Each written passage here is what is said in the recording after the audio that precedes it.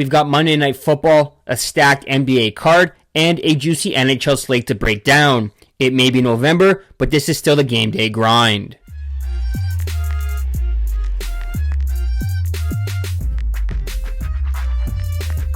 What's up, sports fans? My name is Chris. Welcome back to Game Day Wagers, and thank you for watching Monday's episode of the Game Day Grind.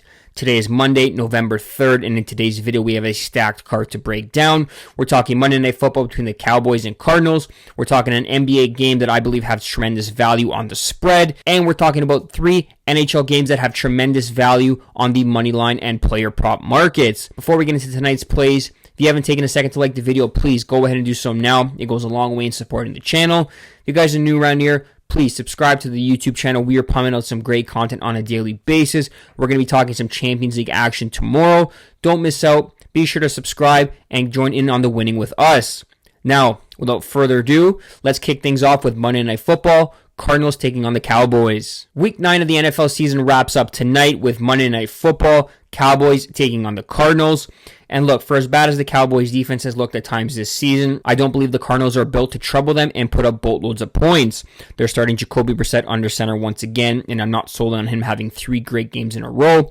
He's thrown a pair of touchdown passes in each of his 2 starts this season, but with a lack of run game, the Cowboys pass rush can get to him and force him into a costly mistake or two.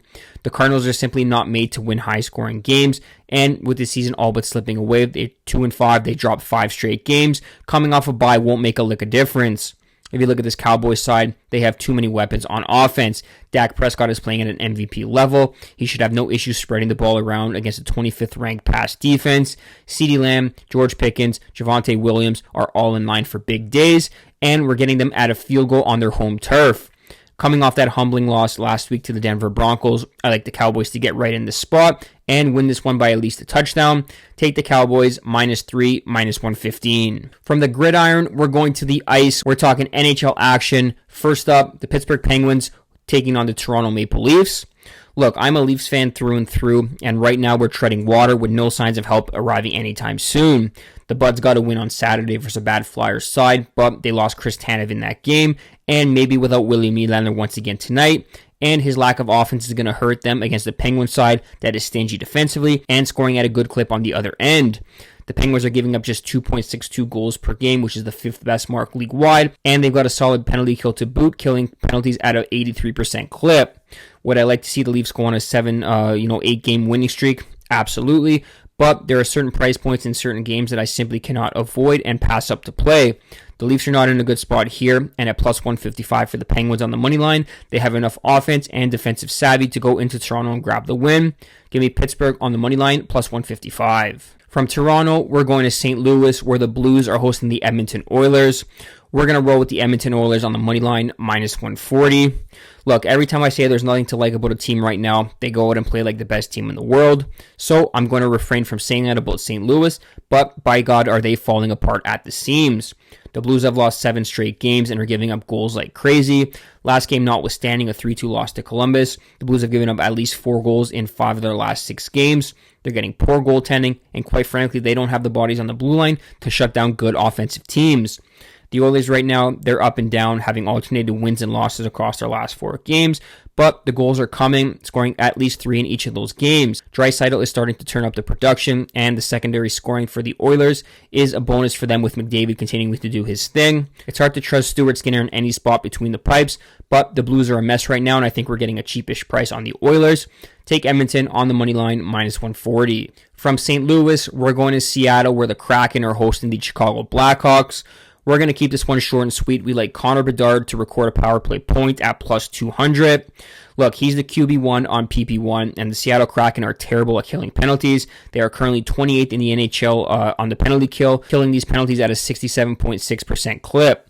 The Blackhawks went 1-for-1 against Edmonton, 1-for-1 against the Ottawa Senators a couple of games back. This is the team that has the bodies up front to take advantage of their opportunities on the man advantage, and with Connor Bedard getting plenty of that power play time, quarterbacking that power play with talent around him, this is a price point I simply cannot pass up. Take Connor Bedard to record a power play point at +200. And now, from the ice, we're going to the hardwood, which means it's time for hardwood handles.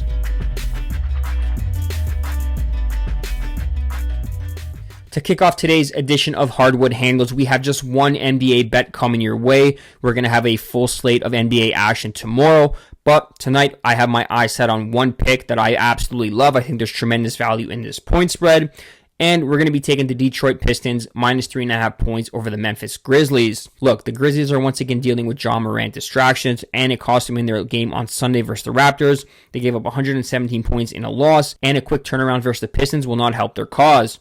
Sure, they get Ja Morant back in the lineup, but I still think the Pistons are the better all-around team. And with the extra day of rest and prep for this contest, they should have a game plan in place to help them win this contest. The Pistons have put together two extremely solid offensive games, notching 122 points and 135 in the last two wins, and I expect them to reach at least 120 here against a weak Grizzlies defense. They have the advantage on the boards on both ends, which will help their cause, and going up against the Grizzlies' 19th ranked defensive rating side, that should have them licking their chops. I think this point spread is about 3 points short, so we're going to go ahead and lay the 3.5 with the Pistons, minus 110. That wraps up today's episode of the Game Day Grind. Thank you guys so much for watching. To quickly recap our best bets for today, we're taking the Cowboys minus 3. On the ice, we're taking the Penguins plus 155. The Oilers minus 140, both on the money line. We're taking Connor Bedard power play point plus 200. And in the association, we are taking the Detroit Pistons minus 3.5 points. Let me know in the comment section if you guys agree, disagree, think I'm absolutely insane for any particular pick, or if you have a best bet you're rolling with for Monday's card. Don't forget to like the video, subscribe to the channel so you don't miss out on any great content. We'll catch y'all tomorrow, same time, same place, 12:30 p.m. Eastern Time on the Game Day Wagers YouTube channel. As always, keep grinding and good luck.